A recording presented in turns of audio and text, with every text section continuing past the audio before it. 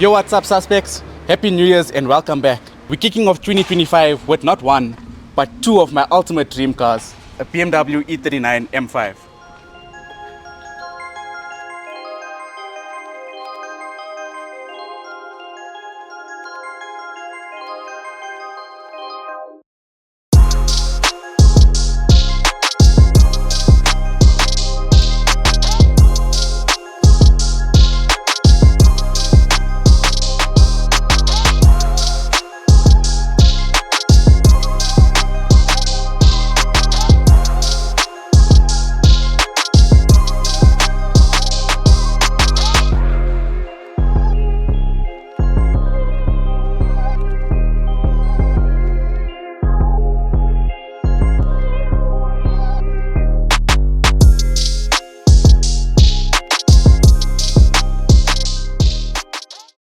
The M5 has always been the benchmark for performance sedans.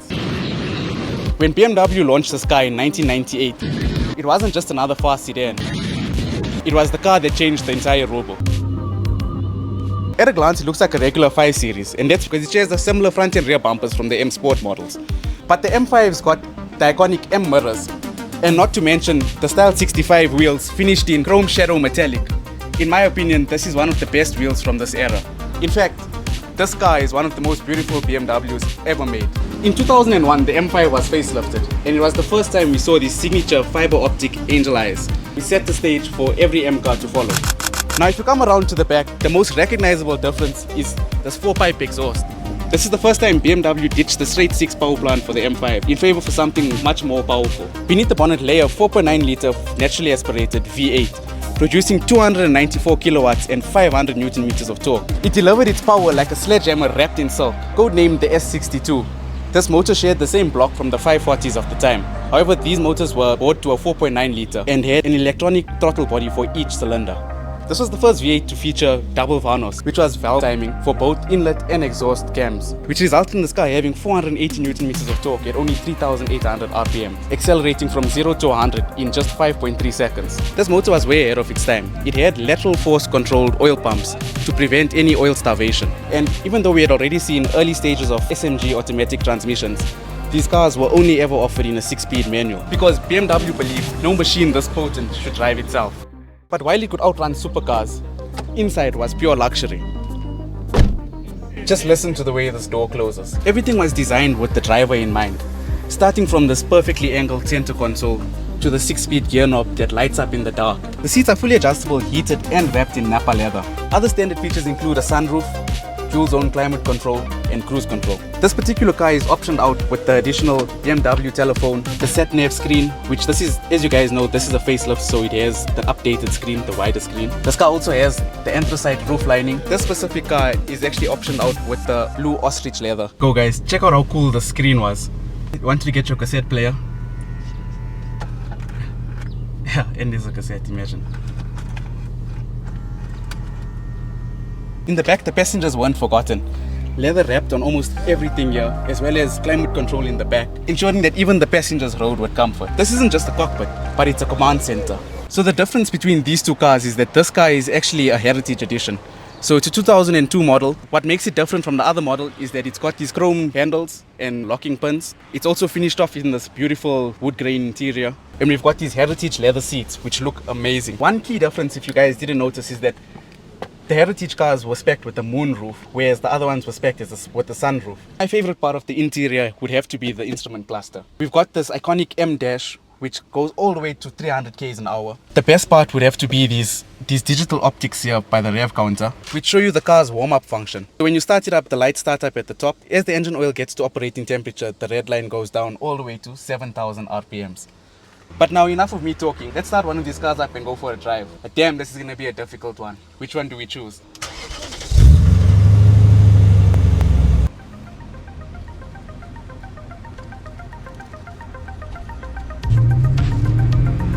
Yo, this is the first time I'm driving a car like this, bro. It's my ultimate dream car. So let's talk about the build quality of this car. This was the first M5 that was actually mass produced. The previous models were hand-built. So the interior quality of this car is really nice. Everything's held up really well for a car of this age. We've got all these nice soft materials all over. this finished off in this nice materials. The steering wheel's wrapped in this thick leather, which is really nice to hold. There's a lot of feel with the steering. All the buttons and stuff that's used in this car, soft touch, really nice to press. Everything still works pretty well. It was really built of really good quality from the time. Everything still works pretty well in this car, although the radio is a bit outdated. But I think you are able to get like Android CarPlay and stuff like that. But I mean, why would you want to when you can just listen to this amazing V8? The suspension feels really good on the car.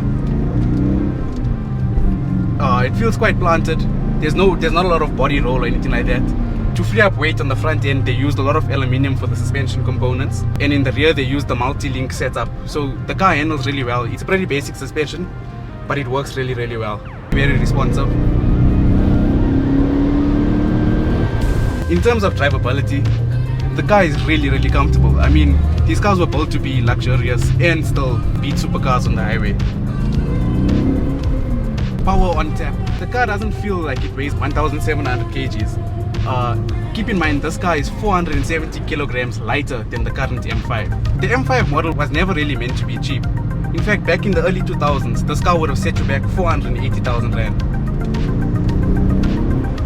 But although the car was a great success, BMW sold over 20,000 units of these cars. And of those 20,000 units, only 2,500 of them were right-hand drive. What makes this car that we're in even more special is that there were only 385 cars painted in Silverstone metallic. We are actually in a real gem. It's such an honor to be driving a car like this. Everything still works pretty fine. The air conditioning works nice, blows ice cold. We've got these cup holders, which were notoriously flimsy and didn't really hold anything.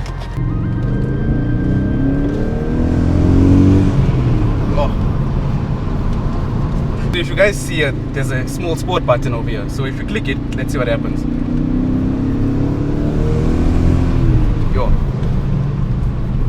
Yeah, so when you click the sport button, it livens up the throttle, making it way more responsive. The car is usually always at its full potential, so there's no need for any race mode or eco modes or anything like that. What you see is what you get.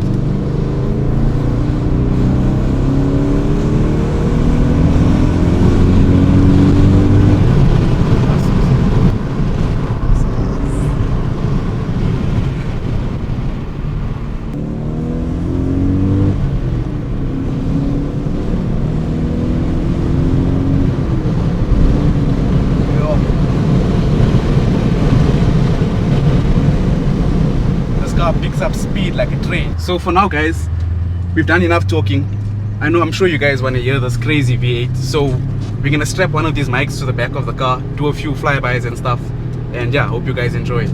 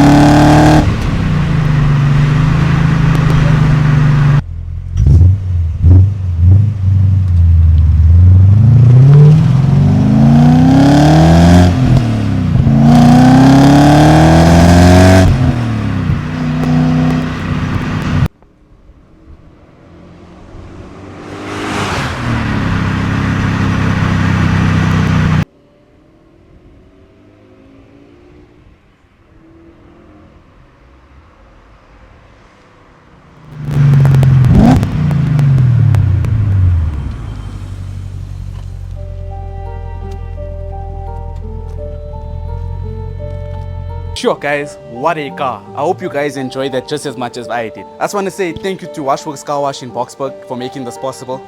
Guys, please check them out. I'll leave all their details below. Follow them on the gram.